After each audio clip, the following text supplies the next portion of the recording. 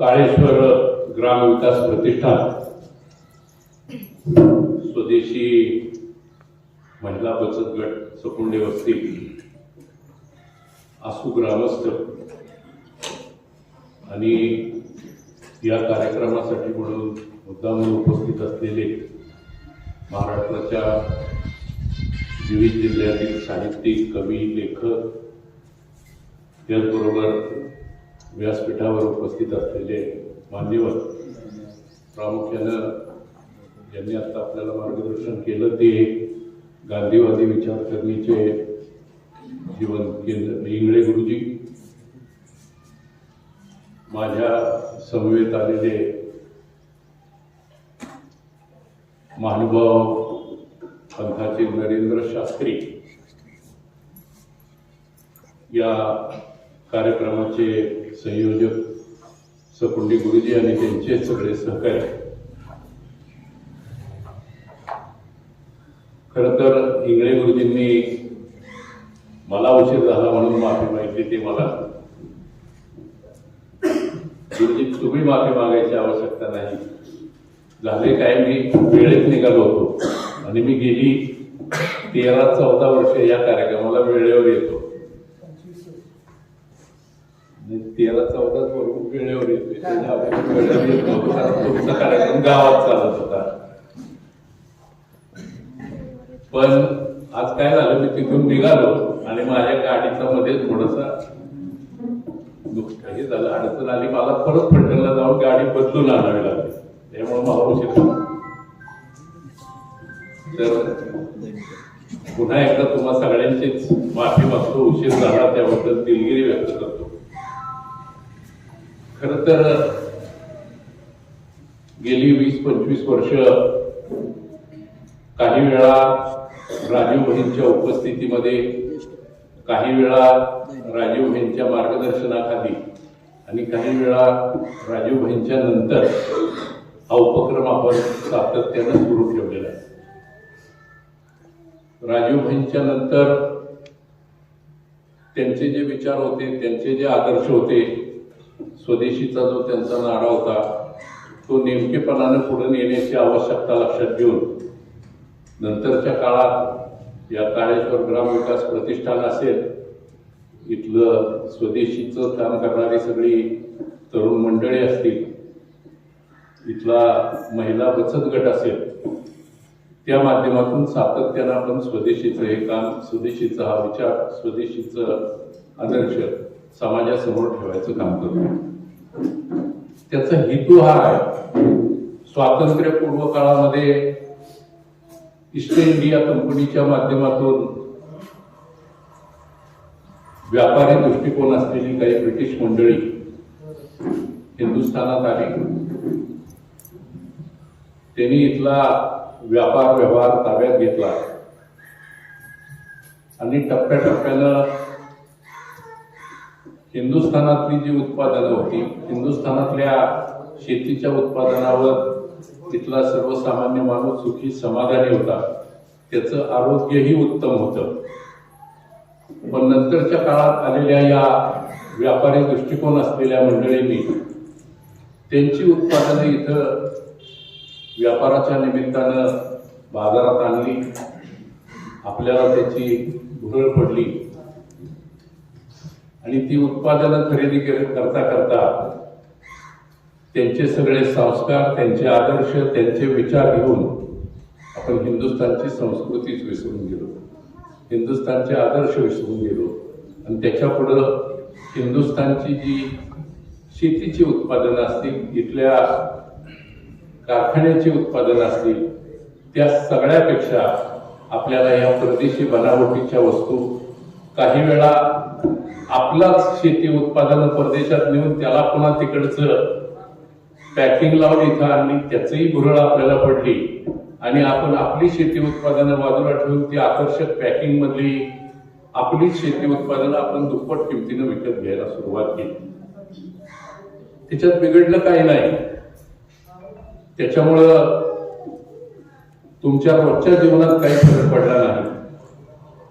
पण या निमित्तानं हिंदुस्थानातला जो तुमच्या आमच्या कष्टाचा, आपल्या अगोदरच्या पिढीच्या मंडळींच्या कष्टाचा जो पैसा होता तो सगळा पैसा परदेशात गेला.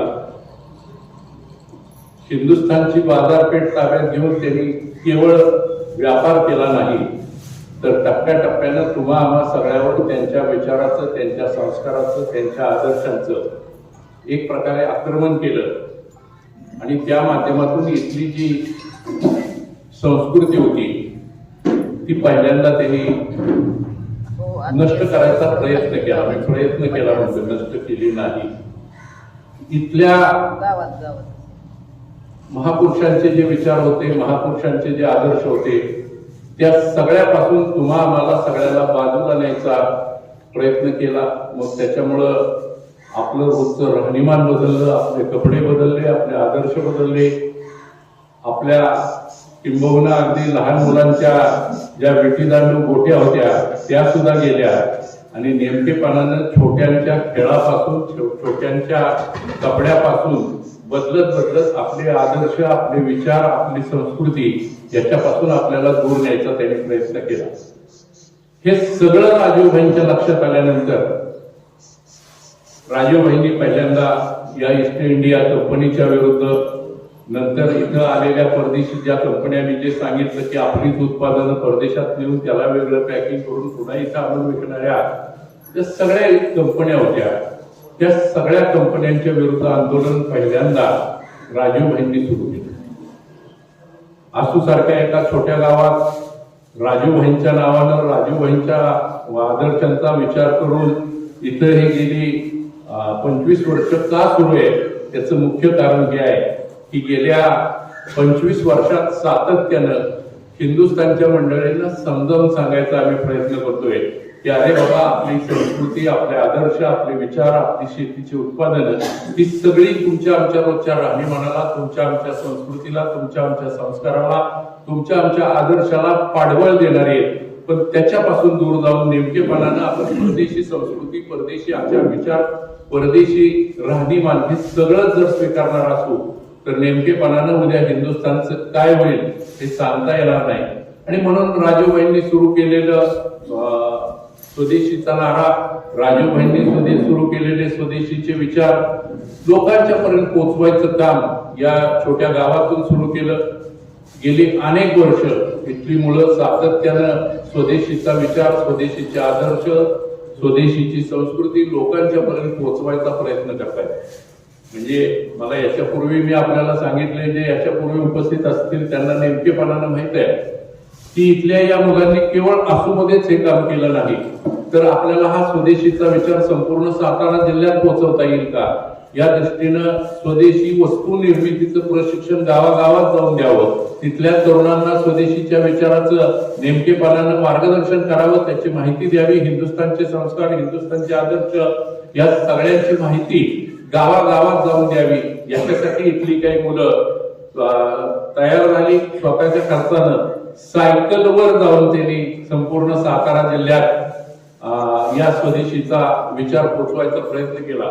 आणि त्याच्यामुळं राजीवभाईंना आसूचं एक वेगळं आकर्षण निर्माण झालं.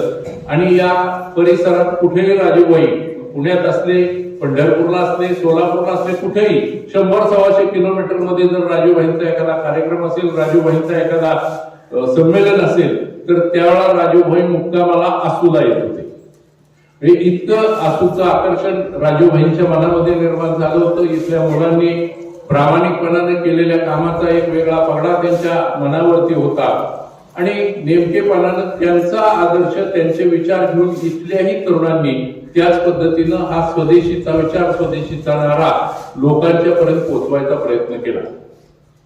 त्याच्यामध्ये ही मंडळी किती यशस्वी झाली, त्याचा किती परिणाम झाला, नेमकेपणानं परदेशी वस्तूंचा वापर थांबला का त्याच्यामध्ये आणखी वाढ झाली, हा वेगळा विचार किंवा वेगळ्या विषयावर त्याच्यावर सुद्धा नेमकेपणानं आपल्याला बोलता येईल. पण नेमकेपणानं लोकांच्या पर्यंत आपली संस्कृती, आपले आदर्श, आपला विचार हा कुठंतरी पुन्हा एकदा जिवंत करायची आवश्यकता आहे.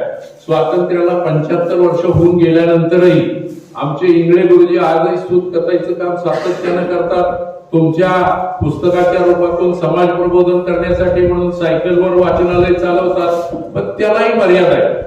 पण ते जरी केवळ खटाव तालुक्यामध्ये हे काम करत असले तरी त्यांचा तो जो विचार आहे, त्यांची जी ती भावना आहे, संस्कृती कुठेतरी वाढली पाहिजे, समाज बदलला पाहिजे, समाजाला नेमकेपणानं मार्गदर्शन केलं पाहिजे, हा इंगळे गुरुजींचा जसा विचार आहे तसाच विचार या संमेलनाच्या माध्यमातून, या प्रतिष्ठानच्या माध्यमातून, या कार्यक्रमाच्या माध्यमातून समाजासमोर ठेवायचा आमचा प्रयत्न आहे.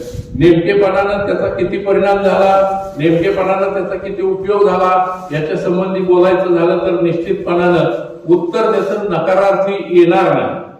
काहीतरी त्याचा परिणाम झालाय, पण तो परिणाम निश्चितपणानं अजूनही त्याचं किती मोठ्या प्रमाणावर लोकांच्या पर्यंत पोहोचवायला पाहिजे याचा विचार करून खरं तर हे साहित्य संमेलन असेल, कवी संमेलन असेल, याची आम्ही सुरुवात केलेली आहे. आपल्या पुस्तकाच्या माध्यमातून, आपल्या विचाराच्या माध्यमातून, आपल्या कवितांच्या माध्यमातून, आपल्या लेखनाच्या माध्यमातून हा विचार कुठेतरी पोहोचला पाहिजे. त्याच्यात आसूचा विचार पोहोचला पाहिजे, ग्रामविकास प्रतिष्ठानचं नाव झालं पाहिजे, सकोंडे गुरुजींचं नाव झालं पाहिजे. हा उद्देश किंवा हा विचार मुळीच नाही. उद्देश हाच आहे की राजूभाईंनी दिलेले जे संस्कार आहेत, राजूभाईंनी दिलेला जो विचार आहे, राजूभाईंनी हिंदुस्थानची संस्कृती समाजासमोर मांडायचा केलेला प्रयत्न आहे, तो तुम्हा सगळ्यांच्या माध्यमातून महाराष्ट्रभर किमान पोहोचला पाहिजे. नंतरच्या काळात आपण तो महाराष्ट्र बाहेर कसा पोहोचेल याच्यासाठी प्रयत्न निश्चितपणानं करू.